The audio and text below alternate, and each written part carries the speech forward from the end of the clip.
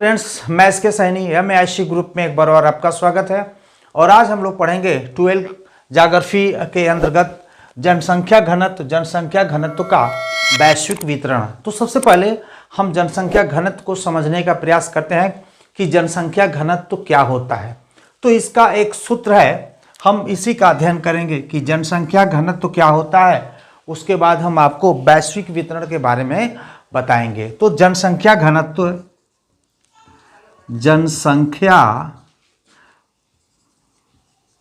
घनत्व को निकालने के लिए एक सूत्र है, उसका हम प्रयोग करते हैं। तो जनसंख्या घनत्व बराबर कुल जनसंख्या बटे कुल क्षेत्रफल की हम बात करते हैं। कुल जनसंख्या बटे कुल क्षेत्रफल, यह फार्मूला है कि हमें जनसंख्या घनत्व क्षेत्रफल के आधार पे हम प्राप्त कर लेते हैं। जैसे मान लीजिए कि क्षेत्रफल की बात करते हैं, यानी जो क्षेत्रफल है वो 200 वर्ग किलोमीटर है, यानी 200 वर्ग किलोमीटर है। और इस 200 वर्ग किलोमीटर पर कुल जनसंख्या 10,000 है। 10,000 है। तो हमें ये पता करना है कि 1 किलोमीटर प्रति वर्ग में कितना जनसंख्या निवास करता है। कहने का मतलब है 1 किलोमीटर लंबा, 1 किलोमीटर चौड़ा, यानी ये है 1 किलोमीटर, 1 किलोमीटर, 1 किलोमीटर और 1 किलोमीटर। यानी इस पे यही निकालना है कि प्रति वर्ग किलोमीटर में कितना जनसंख्या निवास करता है। इसी को हम बोलते हैं जनसंख्या घनत्व। जनसंख्या घनत्व इक्वल टू कुल जनसंख्या बटे कुल क्षेत्रफल। तो क्षेत्रफल 200 वर्ग किलोमीटर अगर है हमारे पास, और इस 200 वर्ग किलोमीटर पे 10,000 लोग निवास करते हैं, तो हमें यह पता करना है कि प्रति वर्ग किलोमीटर पे कितना जनसंख्या, यानी 1 वर्ग किलोमीटर पे कितना जनसंख्या निवास करता है। तो सिंपल सा है, इसे हम मिटाते हैं। आपने जाना होगा कि ये वर्ग किलोमीटर का ये भूमि है, 1 किलोमीटर लंबा चौड़ा ये है, इसी को हम प्रति वर्ग किलोमीटर कहते हैं। इसको मिटा करके हम आपको समझाने का प्रयास करते हैं।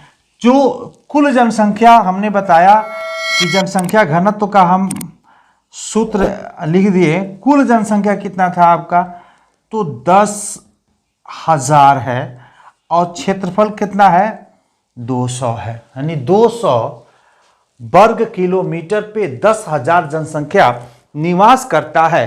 तो अगर हम इसको काटते हैं तो ये 50 आएगा, यानी हम कह सकते हैं 50 व्यक्ति, क्या कहते हैं, 50 व्यक्ति प्रति वर्ग किलोमीटर में निवास करते हैं। 50 वर्ग किलोमीटर यानी प्रति व्यक्ति निवास करता है। यानी 1 वर्ग किलोमीटर में हम कह सकते हैं 1 वर्ग किलोमीटर में कितना निवास करता है, 50 व्यक्ति निवास करता है।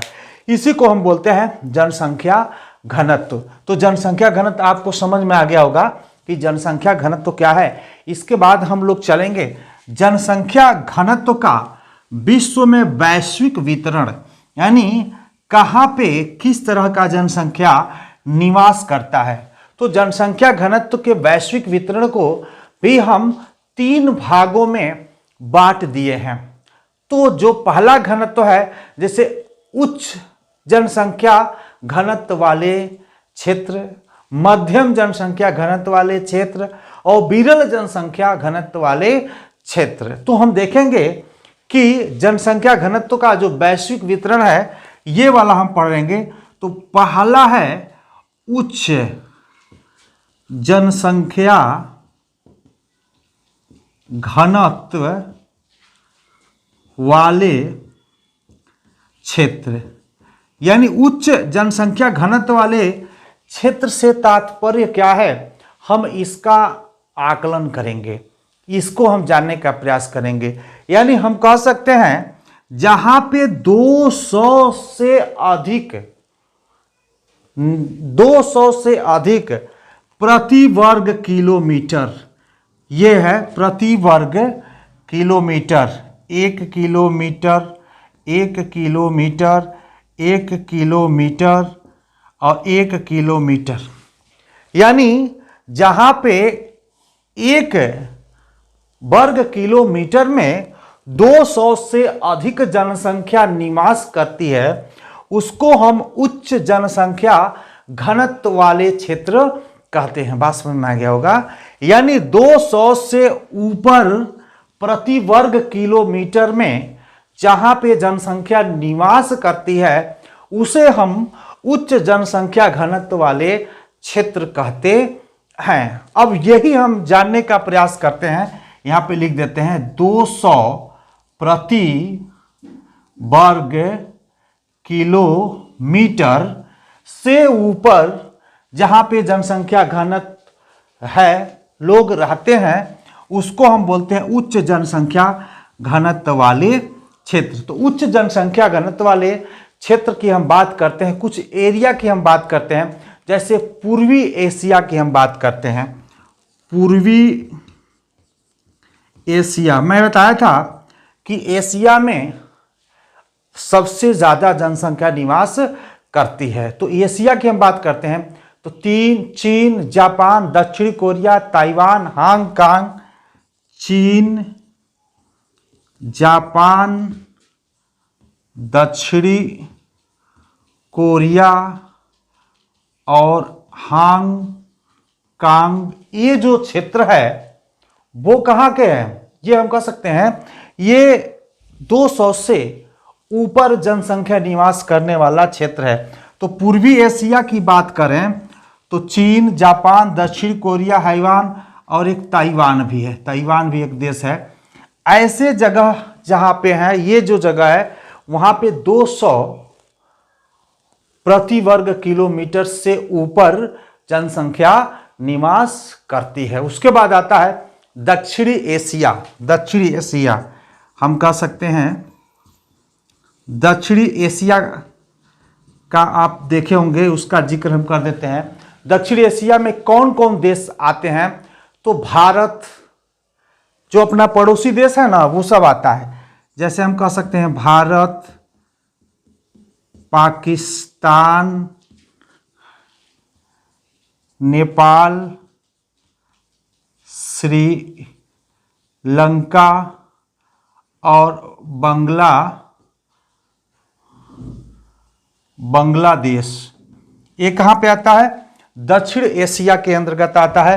भारत, पाकिस्तान और नेपाल, श्रीलंका और बांग्लादेश, ये सब इसी एरिया के, यानी उच्च जनसंख्या घनत्व वाले क्षेत्र के अंतर्गत आता है। इसमें दक्षिणी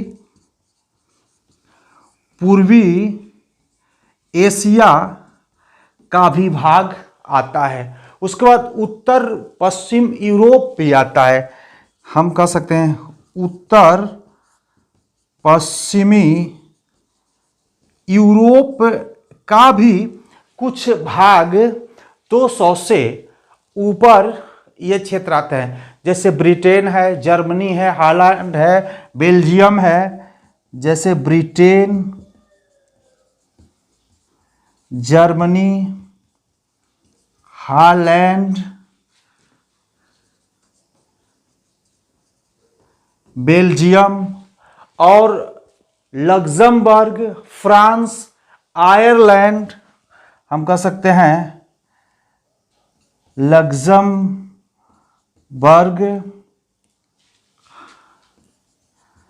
आयरलैंड, फ्रांस, ये सब जो ये क्षेत्र है वो कहाँ आता है, उत्तर पश्चिम में। एक और आता है इसमें, हम कह सकते हैं स्पेन और इटली। ये सब उच्च जनसंख्या घनत्व वाले क्षेत्र के अंतर्गत आता है। फिर आता है उसमें पूर्वी उत्तरी अमेरिका का भी कुछ भाग आता, हम कह सकते हैं पूर्वी उत्तरी अमेरिका का भी कुछ भाग है जो उच्च जनसंख्या वाले क्षेत्र में आता है। जैसे हम कह सकते हैं कनाडा है जो अमेरिका का ही एक भाग है, वो उच्च जनसंख्या घनत्व वाले क्षेत्र के अंतर्गत आता है।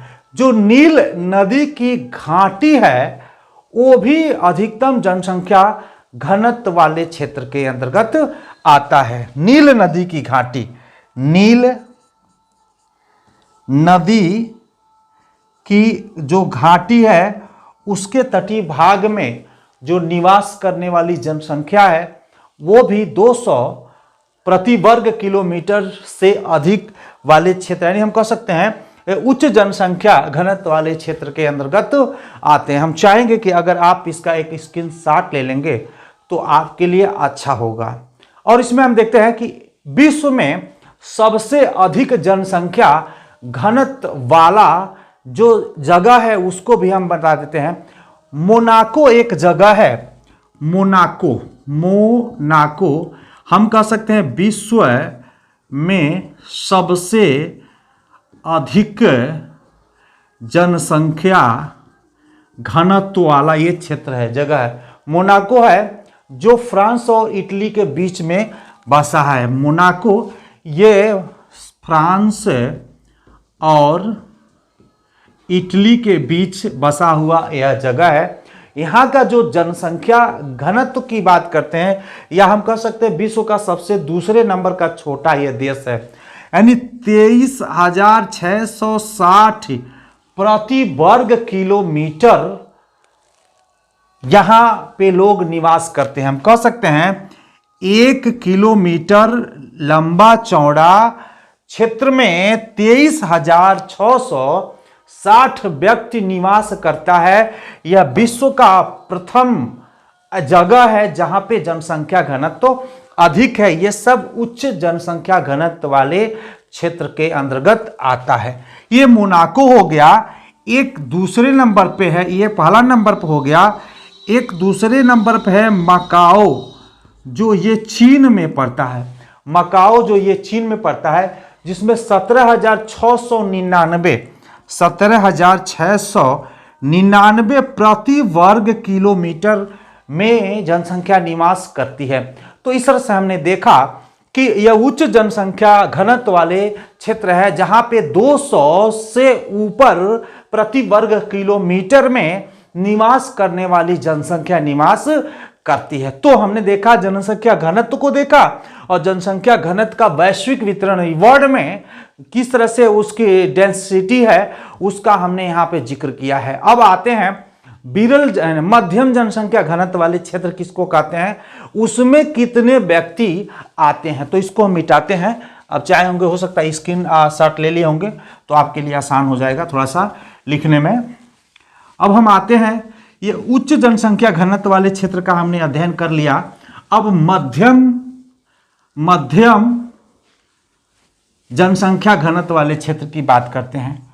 दूसरा है मध्यम जनसंख्या घनत्व वाले क्षेत्र। इसमें कितने व्यक्ति निवास करते हैं, इसका एरिया थोड़ा सा बहुत कम है। यहाँ पे 11 से हम कह सकते हैं ऐसे क्षेत्र जो हैं वो 11 से 50 व्यक्ति प्रति वर्ग किलोमीटर में निवास करते हैं, उसको हम मध्यम जनसंख्या घनत्व वाले क्षेत्र कहते हैं। यानी 1 वर्ग किलोमीटर का जो एक एरिया है इसमें कम से कम 11 और अधिक से अधिक 50, यानी जिस क्षेत्र में 1 किलोमीटर लंबाई चौड़ाई में 11 से 50 व्यक्ति निवास करते हैं उसको हम मध्यम जनसंख्या घनत्व वाले क्षेत्र कहते हैं। एशिया के पश्चिमी भाग में जो चीन है, माने चीन का जो एक जगह है वो जो वहाँ भी इस तरह की जनसंख्या निवास करती है।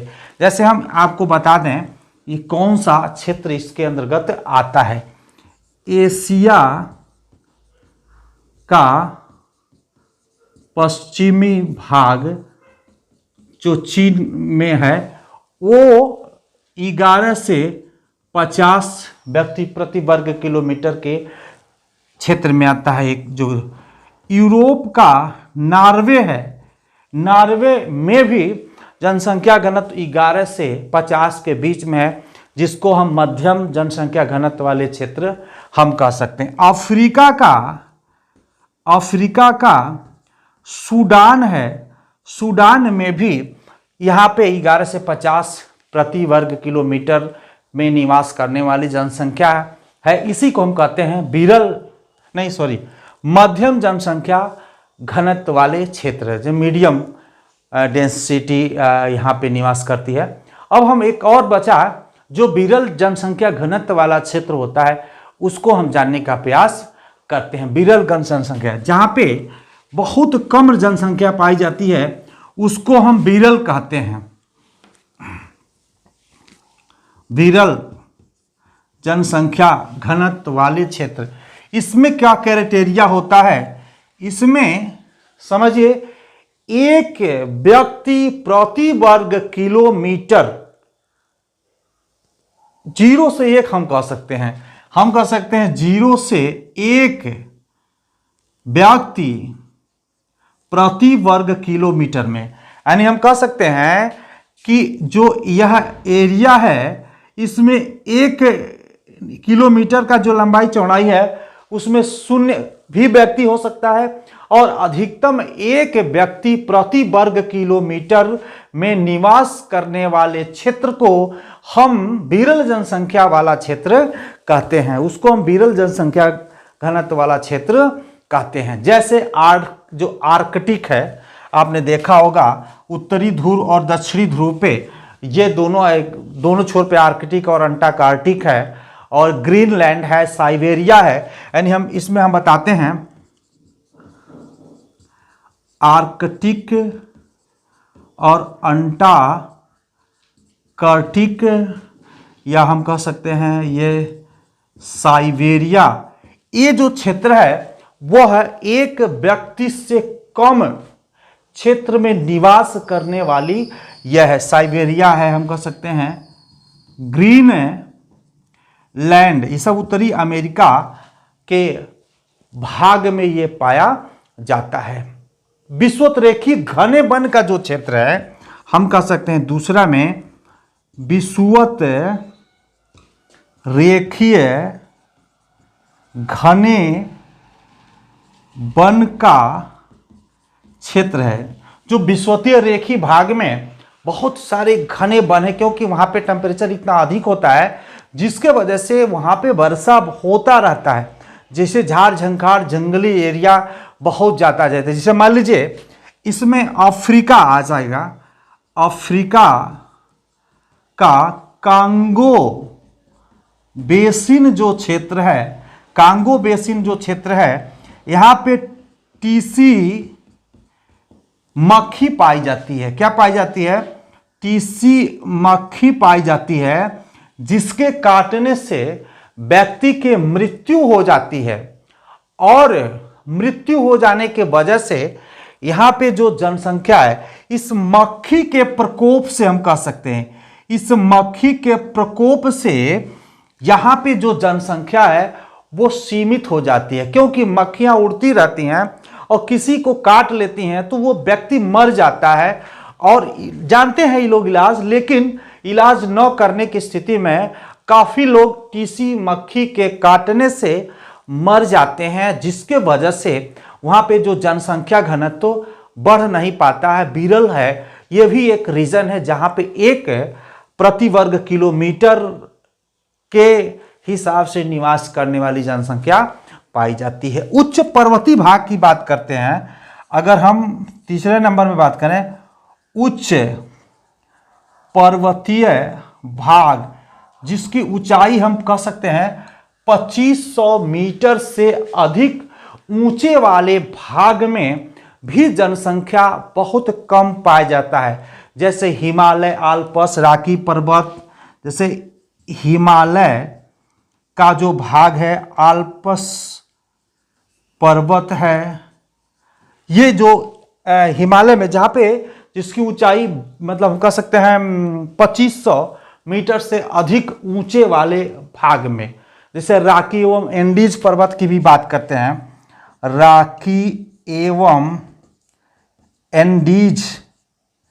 एंडीज पर्वत, जो ऐसे क्षेत्र हैं यहां भी जनसंख्या घनत्व 1 प्रति वर्ग किलोमीटर या उससे कम निवास करती है। ऐसे क्षेत्र को हम विरल जनसंख्या घनत्व वाले क्षेत्र के अंतर्गत शामिल करते हैं। जैसे हमने बताया साइबेरिया, ग्रीनलैंड, और उसके बाद में अंटार्कटिक, आर्कटिक, विषुवतरेखी घने वन के क्षेत्र, इसमें टीसी मक्खी के प्रकोप की वजह से जनसंख्या घनत्व कम पाया जाता है। उच्च पर्वतीय भाग 2500 मीटर से ऊंचे भाग में जाएंगे, जैसे हिमालय है, आल्प्स पर्वत है, रॉकी एवं एंडीज पर्वत है, यहाँ पे भी जनसंख्या घनत्व 1 व्यक्ति प्रति वर्ग किलोमीटर से कम पाए जाने वाली जनसंख्या है। तो आज के लिए इतना ही। जनसंख्या घनत्व और जनसंख्या का वैश्विक वितरण, विश्व स्तर पे इनका वितरण डिस्ट्रीब्यूशन किस तरह का है, उसे हम समझाने का प्रयास किए। इसके बाद नेक्स्ट इसी चैप्टर का हम कुछ भाग लेकर के आएंगे। तब तक के लिए आपको धन्यवाद, बने रहिए हमारे साथ।